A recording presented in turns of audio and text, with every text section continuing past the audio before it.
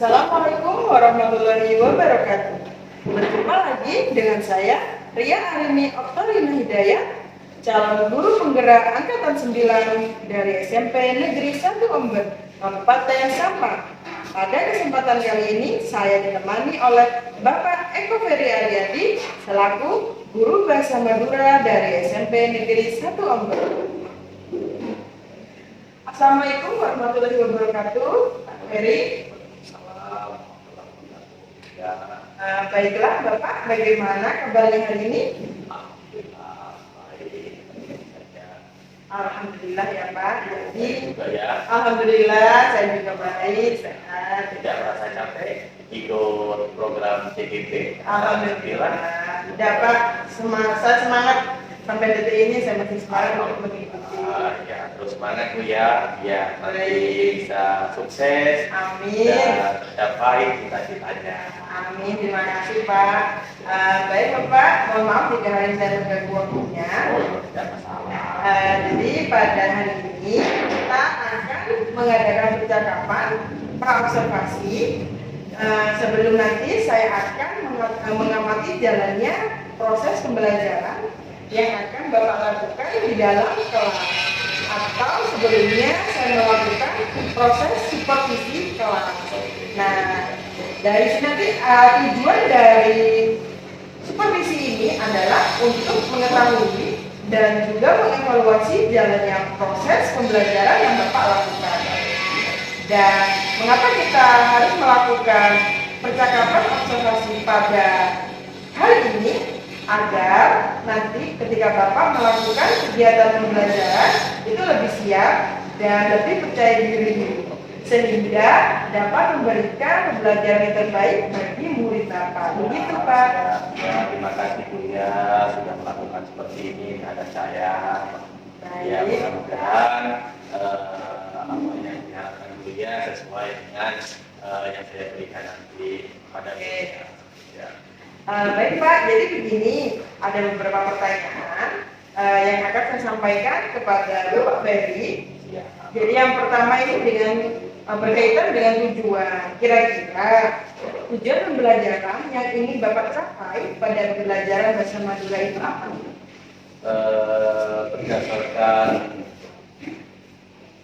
Berdasarkan rencana pembelajaran yang saya tuliskan, tujuannya dalam pembelajaran ini ada dua. Yang peserta didik mampu menganalisis teks, lagu, kreasi dalam bentuk audiovisual dan aural dalam bentuk monolog, sehingga dialog dan gelar bicara yang didengar bisa sukses, sehingga siswa itu mengerti dalam pembelajaran yang akan saya sampaikan. Seperti itu. Oh baik Bapak. Nah bagaimana dengan area pengembangan yang ingin Bapak capai atau ingin nantinya akan Bapak lakukan observasi? Baik ya, untuk area pengembangannya saya itu menggunakan pembelajaran pengetahuan dan keterampilan ya. Sehingga siswa itu dalam pengetahuan aktif dalam proses pembelajaran, sedangkan aspek keterampilannya siswa dapat bekerja sama dalam mengerjakan SKPD dan presentasinya. Oh baik, jadi area pengembangan yang ingin Bapak capai itu ada dua ya Pak, Ya, di bagian keterampilan dan juga pengetahuan. Ya. Oke, jadi tadi pada aspek pengetahuan diharapkan nantinya siswa itu dapat lebih aktif gitu ya Pak dalam proses pembelajaran.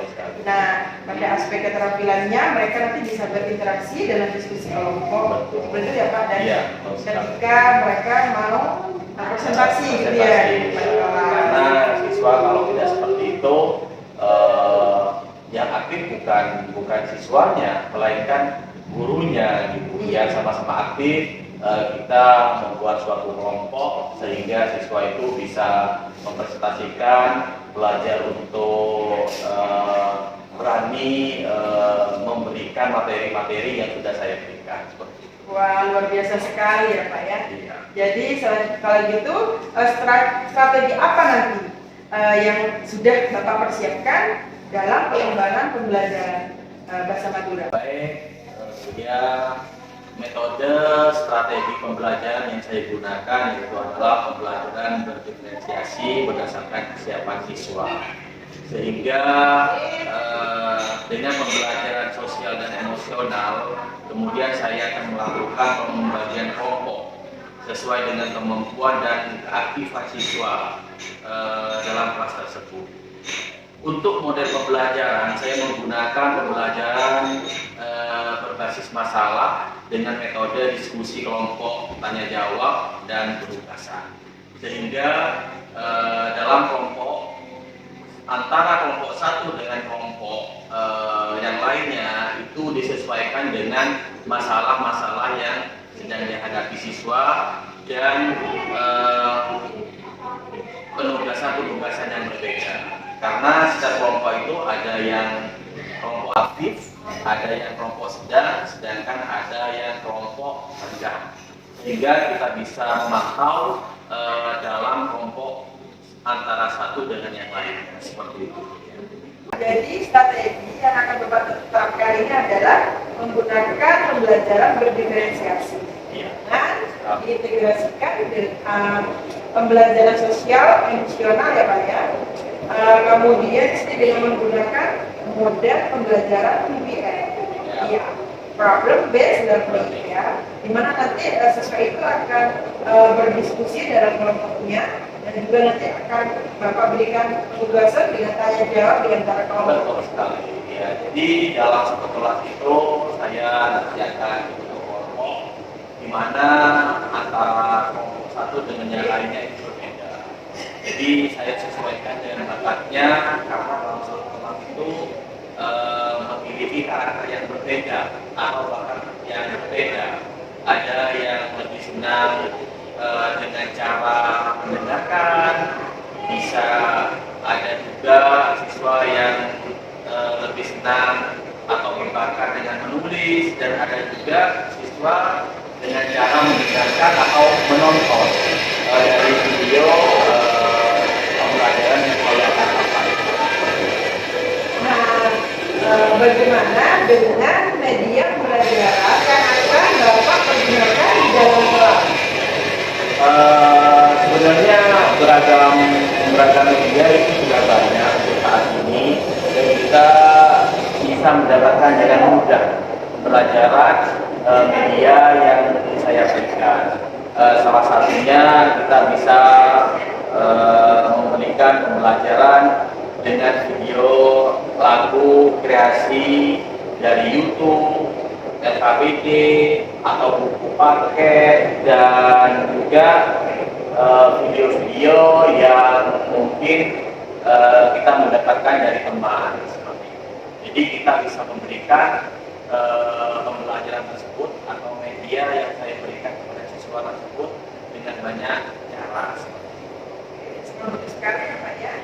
Jadi kira-kira kapan ini Bapak akan melakukan kegiatan pembelajaran berdiferensiasi tersebut?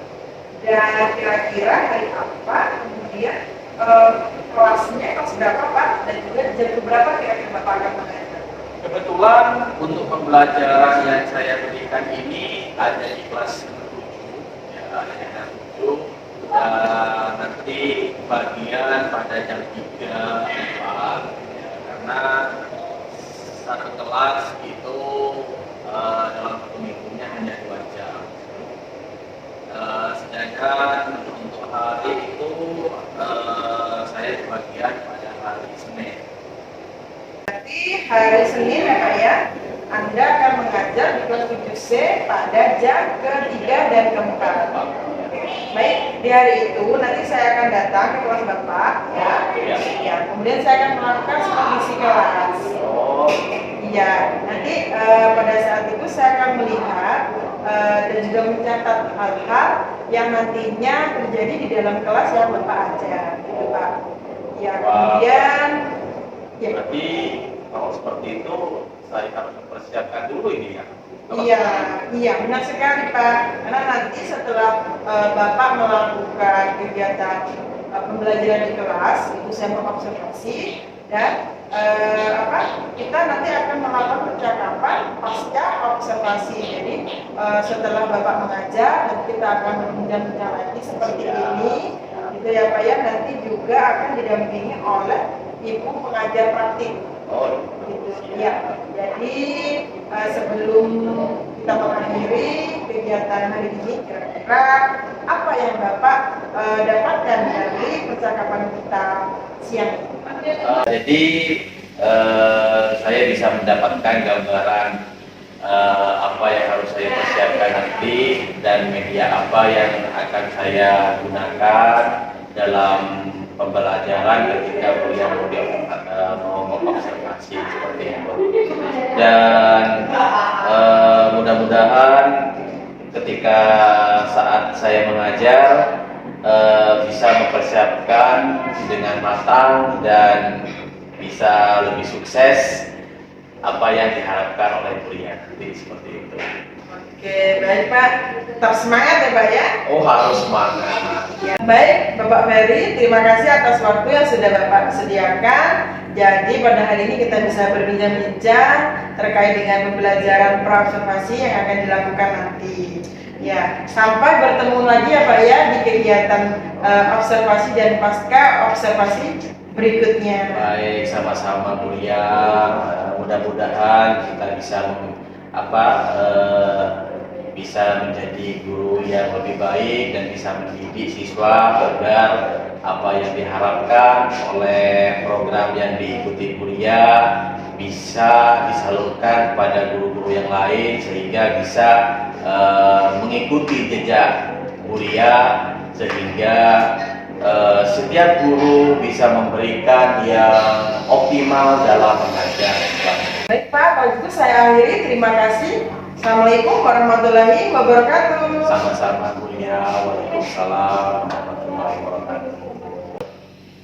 Demikian percakapan pra-observasi. Sampai bertemu lagi pada kegiatan observasi dan pasca observasi berikutnya. Wassalamualaikum warahmatullahi wabarakatuh. Waalaikumsalam.